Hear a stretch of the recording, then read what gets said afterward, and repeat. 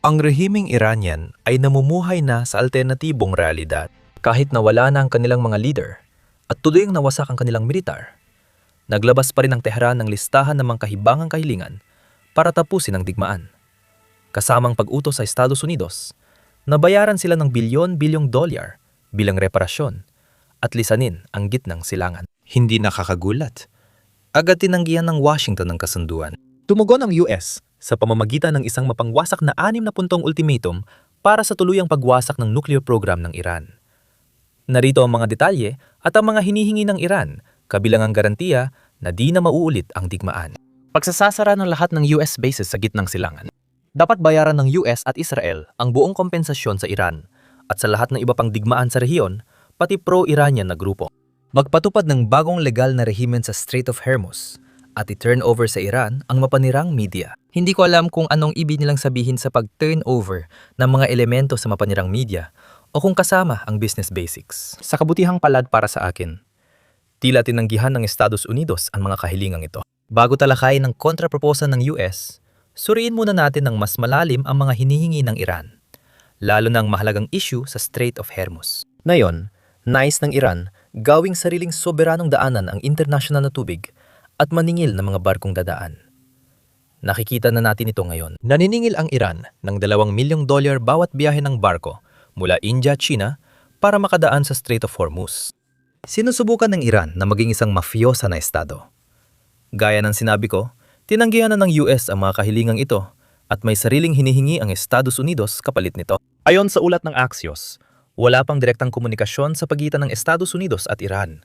Ngunit ipinapasa ang mga mensahe gamit ang mga tagapamagitan tulad ng Egypt, Qatar at UK. Mahalagang tandaan, hindi kasama ang Oman sa listang yon. Bagamat naging tagapamagitan ang mga taga-Oman bago magsimula ang digmaan, mahalaga pa rin ang pangyayaring ito na tatalakayin natin mamaya. Narito ang 6 na hiling ng US. Una, nais ng US na walang missile program ang Iran sa loob ng 5 taon. Pangalawa, zero enrichment. Pangatlo, ang pagdekomisyon ng nuclear sites sa Natanz, Asfahan at Fordo. Pang-apat, maigpit na pagmamanman sa mga centrifuge ng Iran. Mahalaga rin ito at pag-uusapan natin mamaya. Panglima, kasunduan sa armas sa mga bansa sa rehiyon na naglilimita ng missile sa 1,000 pang-6, walang pagpupundo sa mga proxy gaya ng Hezbollah, Houthis at Hamas. Ngayon, tungkol sa reparations, sinabi na ng US na hindi sila papayag. Pero handa ang US na ibalik ang mga naka-freeze na pondo ng Iran. Sabi ng administrasyon, pwedeng tawagin ng Iran ito kahit ano at maaring ituring bilang reparations. Napansin niyo siguro, karamihan sa hinihingi nila ay pareho pa rin nung bagong digmaan. Ibig sabihin nung negosasyon. Dito, nagiging kakaiba ang sitwasyon. Ang Oman ay naging tagapamagitan sa huling nuclear talks. Pagkatapos mabigo ang pag-uusap, nagulat ang marami ng maglabas ng pahayag sa publiko ang foreign minister ng Oman. Sinabi niya na tinanggap ng Iran ang maraming hinihingi mula sa US, kaya di niya maintindihan kung bakit naglunsad ng digmaan ng US. Pakinggan ninyo ito. Ano ang sinalayunan ng Iran sa inyo na hindi pa nila nagawa noon? Ang kasunduan na hindi kailanman magkakaroon ng Iran ng nuclear na material na maaring gumawa ng bomba. Ito ay isang bagay na wala sa lumang kasunduan na napagkasunduan noong panahon ni Pangulong Obama. Dahil ngayon, pinag-uusapan natin ang walang pag-iimbak. Kaya ang mga enriched na material, yung mga bagay na maaring gamitin bilang nuclear fuel para sa bomba, sinasabi mo ba na hindi itatago ng Iran sa kanilang sariling teritoryo? Isusuko nila ito. Isusuko nila ito? Hindi talaga nila makukolekta ang material na mapapahintulot sa kanila na makagawa ng bomba. Walang akumulasyon. Kaya magiging zero ang akumulasyon, zero ang pagtatago, at lubos ang beripikasyon. Isa rin niyang mahalagang tagumpay sa tingin ko. Isang ganap at komprehensibong beripikasyon mula sa IAEA. Ang kasalukuyang mga inventaryo na umiiral pa rin. Ang mga bagay na nananatili pa rin sa Iraq. Sa tingin ko, may kasunduan na ngayon na ito ay ibababa sa pinakamababang antas na posible. Sige. Sa isang neutral na antas, isang natural na antas, na ibig sabihin ay gagawing fuel. At ang fuel na yon ay hindi na mababalik sa dati. Malaking bagay yon. Mahalaga yan at sa tingin ko, magkasundo tayo dyan. Sa katunayan, mamaya sa panayam na ito, sinabi pa niya na bukas ang Iran sa pagtalakay ng kanilang ballistic missile program na isa sa pinakamalaking hadlang kapag naririnig natin ang mga opisyal ng Iran na nagsasalita sa publiko. Pero pakinggan ninyong mabuti ang kanyang mga sinabi. Hindi niya binanggit ang zero enrichment. Sinabi niya na pumayag ang Iran sa zero accumulation. Ngayon, aminin ko, hindi ako eksperto sa nuklear sa kahit anong paraan. Kaya hindi ako sigurado kung ano talaga ang ibig sabihin nun. Kung zero accumulation, dapat zero enrichment din.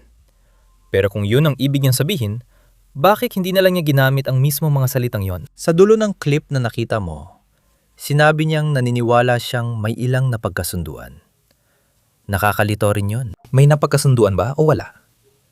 Nakakalito yung sabi niyang naniniwala siya, di ba? Dahil ang Estados Unidos, yung mga taong pumunta para makipagnegosasyon para sa Estados Unidos, sina Steve Witkoff at Jared Kushner, ay hayagang nagsabi na hindi pumapayag ang Iran sa kahit anong hinihingi ng US. Nariyan din ang Iranian Foreign Minister na hayagang nagsabi na hindi kailanman isusuko ng Iran ang enrichment at ballistic missiles. Kaya medyo nakakalito na yung mediator mismo ang lumabas sa negosasyon na mas kumpiyansa pa kaysa sa dalawang partido na talagang nag-uusap.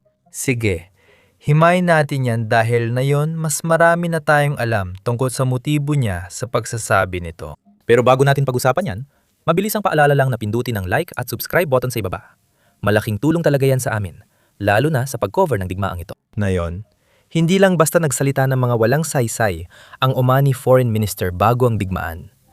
Nagpatuloy din siya sa pagpuna sa Estados Unidos kahit nagsimula na ang labanan. Sumulat din siya ng opinyon sa The Economist na nagsasabing sinisira ng Amerika ang rehiyon sa di kailangang digmaan. Sinabi niya sa opinyon na malapit na tayong magkaroon ng isang makasaysayang kasunduan. At ngayon, hindi nakasali ang Oman sa mga susunod na negosasyon. Mas gusto ng Estados Unidos ng Qatar, Egypt o British ang mamagitan dito kaysa Oman. Kaya siguradong may kakaibang nangyari. Ngayon, alangan natin ang totoong nangyari. Mula mismo sa programang nuklear ng UN. Pinamumunuan ito ni Rafael Grossi, isang Argentinian na nag-iinspeksyon sa mga bansang lumagda sa NPT Treaty, kasunduan laban sa pagkalat ng sandatang nuklear. Sumang-ayon ang mga bansang ito na huwag gumawa ng sandatang nuklear, kaya kailangan nilang patunayan na hindi nila ginagamit ang tagong pasilidad nuklear. Alam mo ba ang nangyari? Nasasilid siya habang nagnenegosasyon ang Estados Unidos, Iran at Oman bilang tagapamagitan. Nandun siya upang siguraduhing malinaw na naunawaan ng lahat ang technical na detalye ng napagkasunduan. 2 araw pa lang ang nakalipas, sinabi niya ang taliwas sa paninindigan ng Oman. Malinaw niyang binanggit na walang kasunduan sa pagitan ng Estados Unidos at Iran. Pakinggan ninyo ito. Sa tingin mo ba, kayanin yung buhayin ang bahagi ng kasunduan bago nagsimula ang pambobomba kung saan magda-downblend ang Iran? Sinabing ministro ng panlabas ng Oman sa programang ito na pumayag ang Iran na walang itatabing stock at ipadala o palabnawin ang material na yon. Oh, Talaga bang may posibilidad na magkaroon ng kasunduan? Kasi ilang oras lang bago nagsimula ang pambobomba, sinabi niya sa amin na posible ang kapayapaan. Basta may negosasyon, posible ang kasunduan. Hindi natin maikakaila yon. Pero naniwala kang nag-aalok talaga ang Iran ng opsyon. Nag-usap pero walang napagkasunduan. Walang kasunduan ng magsimulang bombahin noong Biyernes. Sinabi ng Omani na kalihim ng panlabas na kailangan niya pa ng 90 araw. mangyayari kaya ang totoong kasunduan? Pinupuri ko ang kanyang pagsisikap at sobrang nirerespeto ko siya. Talagang todo ang kanyang pagsusumikap. At nagkaroon kami ng mahahabang pag-uusap. Inimbitahan niya ako, syempre, kasama ang dalawang naglalaban ngayon. Kaya nagkaroon kami ng bukas at malalalim na pag-uusap, kaya hindi mo maikakaila ang pagiging maranal ng pagsisikap ng isang taong pigilan ang digmaan. At pinupuri ko yon bilang isang diplomat. Ngayon, diplomatiko at neutral siya. Hindi niya sinabing nagsisinungaling ang Omani Foreign Minister. Sinabi lang niyang may narinig siyang pag-uusap at walang napagkasunduan. Gusto ko magbahagi ng konting background tungkol sa taong ito. Dahil baka isipin ng iba na maka-Amerikano siya at pabor sa kwento ng Estados Unidos. Pero si Rafael Grossi ay nasa nuclear diplomacy na ng 40 taon. Hindi siya Amerikano. siya ay Argentinian. Sa katunayan, nakatanggap siya ng batikos mula sa Estados Unidos, mula sa Iran, mula sa Russia, mula sa China. Lahat sila. Kahit sinong isipin mo, hindi siya gusto dahil palagi siyang neutral at walang kinakampihan. Kahit binatikos siya ng mga bansa noong 2023, muli pa rin siyang itinalaga sa pamamagitan ng nagkakaisang boto.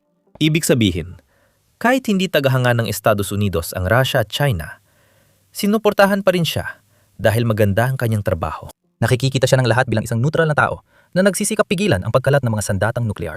Kaya matapos kong marinig ang pinuno ng enerhiya ng UN na halos nagsabing walang kasunduan, para sa akin, hindi makatuwiran ang sinabi ng Oman.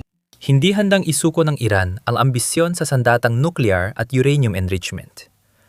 Kaya para sa akin, hindi makatuwiran na ipinagtatanggol siya ng Oman. At ito ay sa kabila ng katotohanang binumbana ng Iran ang Oman mula na magsimula ang digmaan na ito. Kaya oo, hindi talaga ito makatuwiran para sa akin. Ngayon, kung ikaw ay mas may alam sa politika sa gitnang silangan kaysa sa akin, baka pwede mong ipaliwanag sa amin sa mga komento sa ibaba. Wala na ang Oman sa negosasyon dahil sa sarili nilang aksyon. Bahala ka kung anong tingin mo. Heto na ang mas interesante na bahagi. Binanggit ni Rafael Grossi na dapat maintindihan ng lahat na walang digmaan na lubos na makakasira sa nuclear program ng Iran. Sa huli, kailangan talaga ng isang nuclear deal kung gusto nating masigurado na hindi magkakaroon ng nuclear weapons ang Iran. Nagbigay lang ng dagdag oras ang digmaan dahil hindi pa kaya ng Iran na magmadali sa paggawa ng nuclear weapon. Ibig sabihin, kailangan nilang pag-isipan kung sulit magmadali para sa nuclear weapon.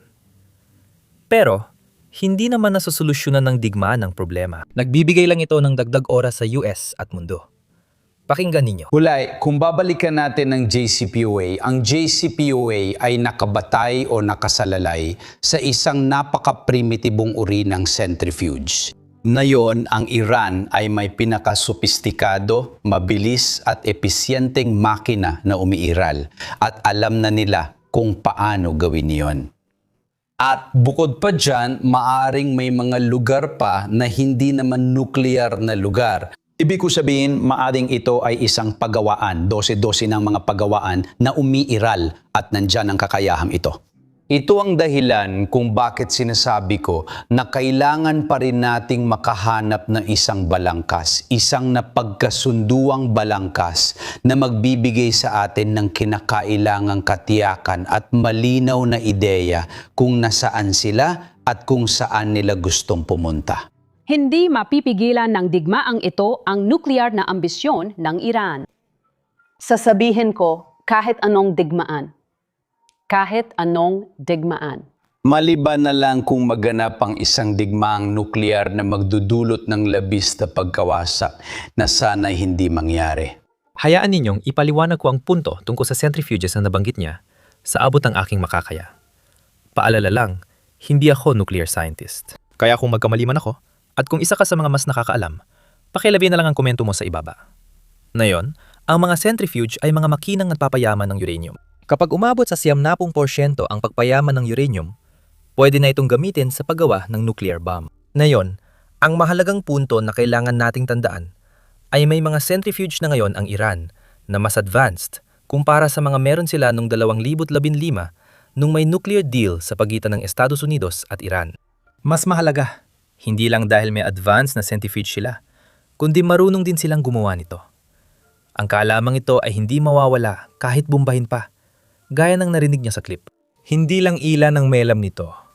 Kumalat na sa buong siyentipikong komunidad nila. Kaya dapat natin itong laging tandaan. Ngayon, syempre, hindi ibig sabihin na wala ng balikan. Tulad ng sinasabi ng iba sa social media. Kahit may alam na, ang paggawa ng libu-libong centrifuge at pagpayaman ng uranium hanggang 70% ay aabot pa rin ng 1 taon o higit pa. Maari pa ring subukan ng Iran na magkasandatang nuklear sa hinaharap. Pero ngayon, mas matagal na itong mangyayari kumpara sa dati bago ang digmaan. Ngayon, ito ang tunay na alas ng Iran. Walang biro.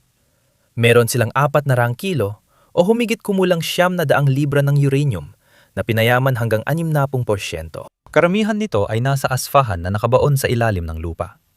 Kahit na hindi ito hawak ng Iran sa ngayon, kumbaga, napakahalaga pa rin ito. Iyon ay dahil ang pagtaas mula 60% hanggang 70% na enrichment ay mas mabilis kaysa magsimula mula sa simula. Mas kaunting oras at mas kaunting kagamitan ng kailangan.